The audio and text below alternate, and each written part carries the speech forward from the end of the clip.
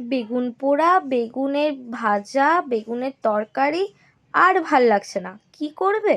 এবার কি খাওয়া যায় বেগুন দিয়ে? এইভাবে একবার বেগুন ভর্তা খেয়ে দেখো।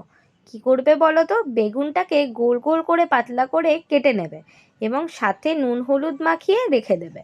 আর অন্যদিকে কাঁচা লঙ্কা, শুকনো লঙ্কা আর রসুনটাকে ভালো করে ভেজে নেবে। যে যেমন ঝাল খাও সেই পরিমাণ লঙ্কা নিতে পারো। দেন তারপরে ভেজে নেওয়ার পর অল্প নুন দিয়ে ভালো করে চটকে মেখে নেবে। আর এই সাইডে যে বেগুনগুলোকে নুন হলুদ দিয়ে মেখে রেখেছো সেটাকে তো ভাজতে হবে, তাই হালকা তেলে ভাজবে।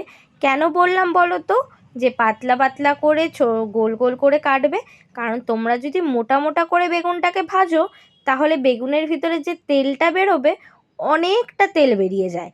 তার জন্যই বললাম পাতলা পাতলা করে গোল গোল করে কাটবে এবং সামান্য খুব একটা ভাজবে না, হালকা জাস্ট ভাজবে।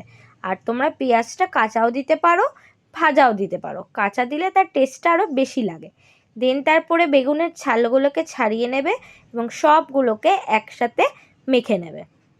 নুনটা তোমরা একবার টেস্ট করে নেবে যে নুনটা কতটা লাগবে। কম হলেও কিন্তু ভালো লাগবে না, আর বেশি হলেও ভালো লাগবে না। তাই নুনটা তোমরা একবার টেস্ট করে দেখে নেবে।